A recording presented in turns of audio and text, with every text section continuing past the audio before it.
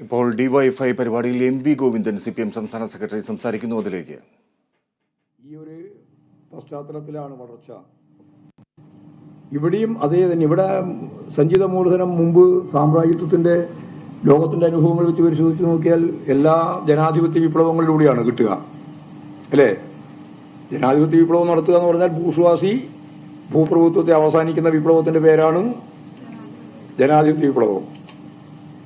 അപ്പോ ഇങ്ങനെ കൊലപാതകം നടത്തി കൊന്നിട്ടാണ്, അല്ലാണ്ട് വെറുതെ ജനാധിപത്യ മര്യാദ അനുസരിച്ചിട്ട് പാർലമെന്ററി സിസ്റ്റം വെച്ചുകൊണ്ടാണ് ഭൂസ്വാസി അധികാരത്തിൽ വന്നതെന്നുള്ള തിരിച്ചാണ് നിങ്ങൾക്ക് വേണ്ട. അങ്ങനെയാണ് പലരും ധരിച്ചു വെച്ചിട്ടുള്ളത്. കഴുത്തറത്ത് കൊന്നിട്ടാണ് കൊന്നത്. രാജാവിനെയും രാജ്ഞിയെയും ഭൂപ്രഭുക്കന്മാരെയും യുദ്ധപ്രഭുക്കന്മാരെയും എല്ലാം കൊന്നിട്ടാണ്. ആ കൊന്നതിന്റെ ഭാഗമായിട്ട് എന്ത് കിട്ടി? അതുവരെയുള്ള സമ്പത്ത് ആർക്ക് കിട്ടി? ഭൂസ്വാസിക്ക് കിട്ടി. ആ പണം, അതിന്റെ പണം എന്താ? ആ പണത്തിന്റെ പേരെന്താ? ആർജിത സഞ്ചിത മൂലധനം. അതാണ് സഞ്ചിത മൂലധനം. കട്ട് വളർച്ചയുണ്ടാക്കുന്ന മൂലധനം എന്ന് ഞാൻ പറഞ്ഞത് കൊണ്ടാണ്. ഇവിടെ 47 ആഗസ്റ്റ് 15 ജനാധിപത്യ വിപ്ലവം നടന്നോ? നടന്നില്ല. ജനാധിപത്യ വിപ്ലവം നടക്കേണ്ട സ്ഥാനത്ത് ഭൂപ്രഭുത്വവുമായി സന്ധി ചെയ്ത് ഒപ്പം പോവുക. അതിന്റെ ജീർണതയാണ് മുഴുവൻ ഇന്ത്യയിലുള്ളത്.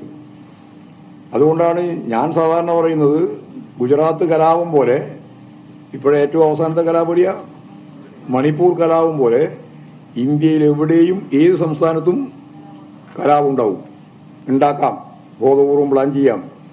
കാരണം ഈ മുതലാളിത്തപൂർവ കാലഘട്ടത്തിലെ ഏറ്റവും പഴഞ്ചനായ ആശയങ്ങൾക്ക് ജീവൻ വെപ്പിക്കുന്ന നിലപാടാണ് ആധുനിക മുതലാളിത്തത്തിന്റെ വക്താക്കൾ പോലും ഇന്ത്യയിൽ ചെയ്തുകൊണ്ടിരിക്കുന്നത്.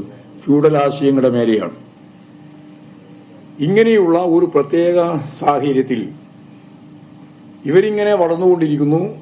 തൊഴിലില്ലാത്തവരുൾപ്പെടെയുള്ള ചെറുപ്പക്കാരും ജനങ്ങളും ആകെ കൂടുതൽ പാപ്പരീകരിച്ചുകൊണ്ടിരിക്കുന്നു എന്നുള്ള ഒരു പ്രത്യേക സാഹചര്യമാണ് നമ്മൾ അഭിമുഖീകരിക്കുന്നത്.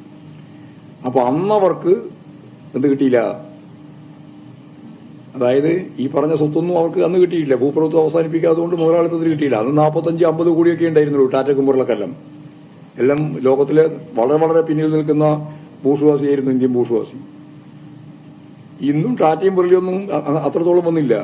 കാരണം അവർക്ക് അത്രത്തോളം കട്ടുപറച്ചുണ്ടാക്കിയ മൂലധനം കിട്ടിയില്ല. അതാ സംഭവം. അതാണ് ഇവർക്കാണ് കിട്ടിയത്. പക്ഷെ അന്ന് കിട്ടാതെ ഇപ്പൊ കിട്ടി.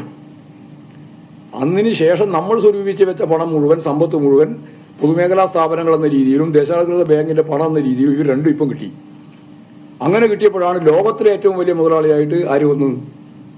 ലോകത്തിലെ ഏറ്റവും